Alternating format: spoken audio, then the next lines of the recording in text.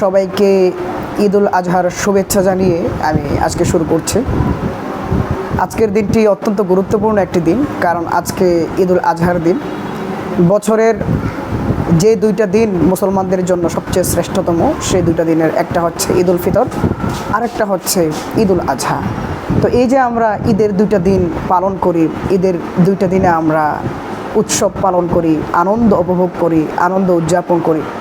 তো ইসলামে এই দুইটা দিনের সূচনা কীভাবে হয়েছিল, চলুন আজকে আমরা একটু জেনে আসি। আমাদের নবীজি হজরত মুহাম্মদ সাল্লাল্লাহু আলাইহি ওয়াসাল্লাম যখন তিনি মক্কা ছেড়ে মদিনাতে চলে আসলেন, তখন তিনি দেখলেন যে মদিনার লোকেরা সাহাবায়ে কেরাম রাদিয়াল্লাহু তাআলা আনহুম বছরের দুইটা দিন ওনারা উৎসব পালন করে, এই দুইটা দিন ওনারা আনন্দ উপভোগ করে, আনন্দ উদযাপন করে। তো আল্লাহ রাসূল সাল্লাল্লাহু আলাইহি ওয়াসাল্লাম তাদেরকে জিজ্ঞেস করলেন যে মা হাযানিল ইয়াউম, মা হাযানিল ইয়াউমান, হে আমার সাহাবারা, এই দুটা দিন কিসের? এই দুটা দিন তোমরা উৎসব পালন করো, এই দুটা দিন তোমরা আনন্দ উপভোগ করো, এই দুটো দিন কিসের?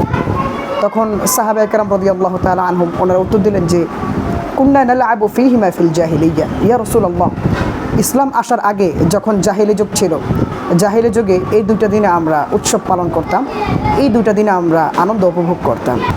আল্লাহ রাসূল সাল্লাল্লাহু আলাইহি ওয়াসাল্লাম তখন বললেন যে ক্বাদ আবদালাকুমুল্লাহু বিহিমা খায়রাম মিনহুমা ইয়াউমাল ফিতর ওয়া ইয়াউমাল আযহা, আল্লাহ তাআলা এই দিনগুলোর পরিবর্তে এর চেয়ে আরও শ্রেষ্ঠতম দুইটা দিন আল্লাহ তাআলা তোমাদেরকে দান করেছেন।